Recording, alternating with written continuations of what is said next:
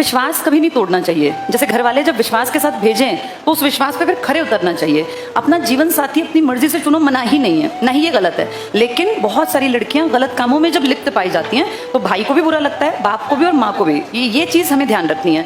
किसी भी चीज़ में आज़ादी का मतलब ऐसा नहीं होता कि भैया समाज के लड़कों को ये हक है तो हमें भी। ठीक है, मैं तो लड़कों के भी खिलाफ हूँ। गलत काम कोई भी लड़का, चाहे वो मेरे भाई के रूप में, मेरे पास बेटा बेटी दोनों है, इसीलिए कह रही हूँ, ना लड़कों को गलत चीज़ की तरफ जाना चाहिए ना लड़कियों को। और जब विश्वास करके बेटा घर वाले तुम्हें कॉलेज के बाद या स्कूल के बाद कहीं बाहर भेजते हैं तो ये सोच के चला करो कि तुम सिर्फ उनका विश्वास लेके नहीं चल रही हो, तुम समाज में जितने लोग तुम्हें देखते हैं ना उन सबका विश्वास भी लेके चल रही हो।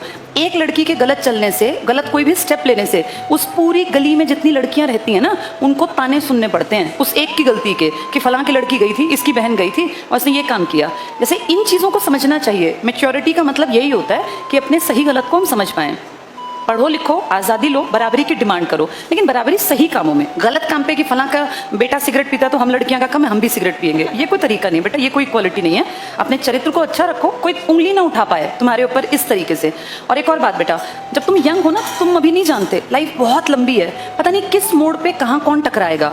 तुम अगर आज किसी गलत काम में इन्वॉल्व हो, लड़कियां खासकर, कोई भी, ये मेरा मैसेज सबके लिए, पता नहीं कहाँ तक ये बात जाएगी बेटा, 20 साल बाद 10 साल बाद तुम सोशल साइट पे कभी एक्टिव होगी तो कोई भी तुम्हारे ऊपर प्रश्न चिन्ह लगा देगा, फिर तुम्हें फील होगा कि यार हमने ये गलत किया। ऐसा कभी नहीं करना चाहिए, कोई गलती नहीं करनी चाहिए कि भविष्य में जाके कोई हमारे ऊपर क्वेश्चन मार्क लगाए।